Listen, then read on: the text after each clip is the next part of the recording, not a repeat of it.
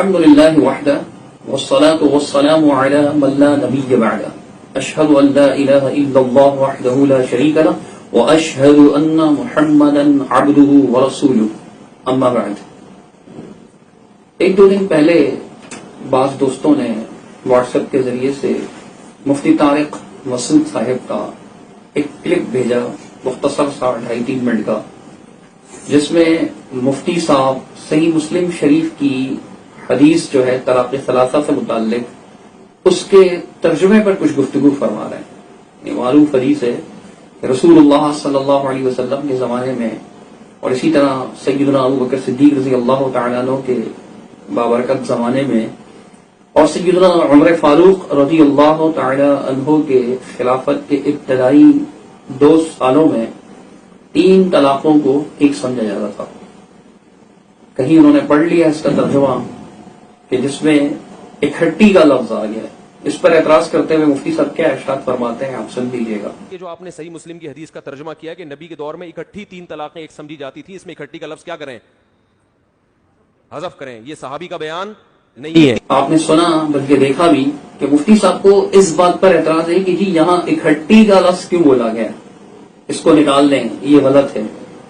اور پھر اس پر مفتی طارق مسعود صاحب جو ہے مزید سخت کمنٹ کرتے ہیں، آگے ارشاد فرماتے ہیں تبصرہ فرماتے ہوئے، آپ سن لیجئے، دیکھیں کیا کہتے ہیں۔ کتابیں پڑھ کے مفتی نہیں بن جاتا، اسے کیا پتا کہ یہ کتاب میں جو حدیث کا ترجمہ ہے یہ بھی، اور آج خیانتیں بہت ہیں، ہر آدمی اپنے مسلک کے حساب سے حدیثوں کو ڈیفائن کر رہا ہے، ترجمے اپنے مسلک کے حساب سے کر رہا ہوتا ہے۔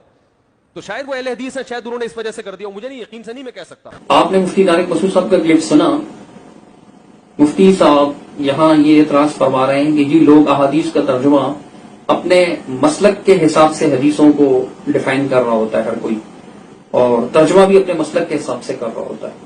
یعنی مفتی صاحب کا یہ کہنا، پہلے اکٹھی لفظ پر اعتراض کرنا، اور پھر مفتی صاحب کا یہ فرمانا کہ جی مذہب کے حساب سے ترجمہ کر رہا ہوتا ہے، مسلک کے حساب سے ترجمہ کر رہا ہوتا ہے، اور پھر اہل حدیث پر بھی اعتراض کر رہے ہیں اور اسے خیانت بھی قرار دے رہے ہیں اس ترجمے کو۔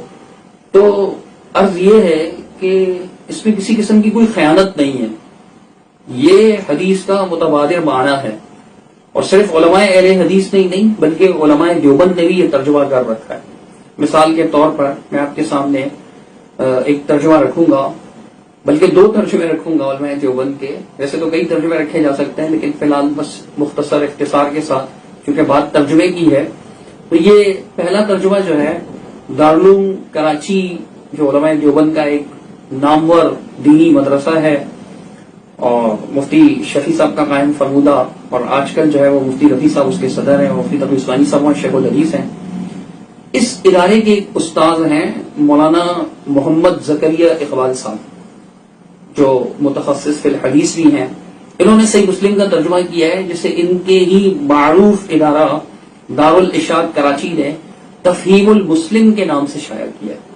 اس کی جلد نمبر 2 اور صفحہ نمبر 502 پر اس حدیث کا ترجمہ کیا لکھا ہوا ہے آپ توجہ سے دیکھ لیجئے۔ ہم اسکین ساتھ لگا رہے ہیں اور اختصار کے ساتھ میں پڑھ کے سنا رہا ہوں۔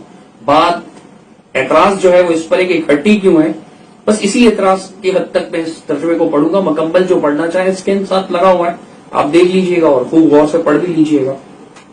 اب اس میں لکھا ہوا ہے، آپ دیکھ سکتے ہیں اسکرین پر، ترجمہ ہم اسکرین شاٹ لگا رہے ہیں ساتھ میں، کہ 3 طلاق یک بارگی دیتا تھا تو ایک ہی شمار ہوتی تھی۔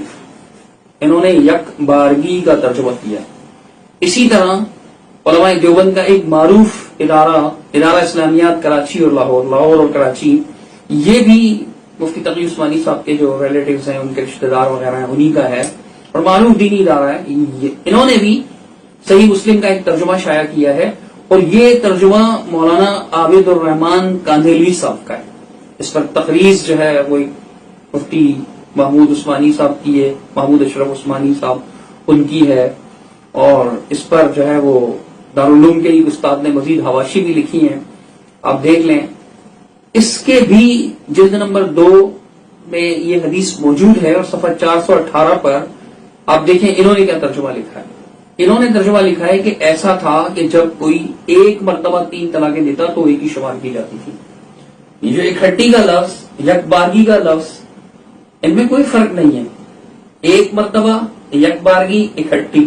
آپ کہہ سکتے ہیں کہ یک بارگی اور اکٹھی میں جو فرق ہے وہ بس فارسی اور اردو کا فرق ہے. یک بارگی فارسی میں کہا جاتا ہے اور اکٹھی ایک ساتھ ایک بار 3 طلاقیں یہ جو ہے وہ اردو زبان میں کہا جاتا ہے. اب یہی ترجمہ جو اہل حدیث نے کیا تو حضرت مفتی صاحب ارشاد فرماتے ہیں مسلک کے حساب سے کیا ہے, مسلک کو ڈیفائن کرنے کے لیے کیا ہے, یہ خیانت ہے, یہ لفظ نکال دیا جائے. تو حضرت دیکھیے یہ آپ کے معروف اداروں سے ان کے اساتذہ کرام نے جو صحیح مسلم شریف کے ترجمے کیے ہیں اس میں بھی یہ بات موجود ہے. اس کا معنی یہی ہے.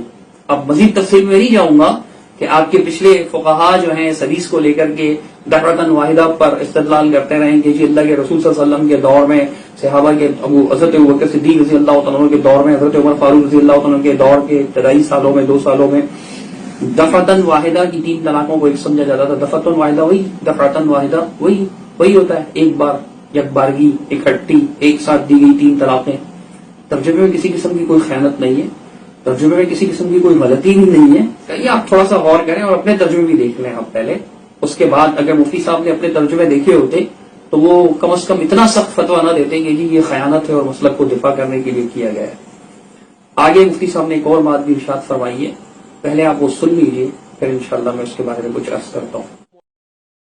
امام مالک میں موجود ہے, ابو داؤد میں موجود ہے کہ زمانے جاہلیت میں جیسے متع جائز تھا صحیح مسلم کی حدیث کے مطابق, ایسے ہی 3 طلاقیں چاہے ایک مجلس کی ہوں یا 10 مجلس کی, 3 ایک سمجھی جاتی تھی. اسلام نے اس حکم کو منسوخ کیا ہے. اب مفتی صاحب نے جو یہاں فرمایا کہ جی موطا امام مالک اور ابو داؤد میں موجود ہے کہ زمانہ جاہلیت میں جیسے متع جائز تھا صحیح مسلم کی حدیث کے مطابق ایسے ہی 3 طلاقیں ایک مجلس کی ہوں یا 10 مجلس کی 3 ایک سمجھی جاتی تھی. اسلام نے اس حکم کو منسوخ کر دیا. میری مفتی طارق مسعود صاحب سے مختصر سی اتنی سی گزارش ہے کہ موطا امام مالک میں اور سنن نبی داؤد میں یہ بات دکھا دیجئے کہ جیسے زمانہ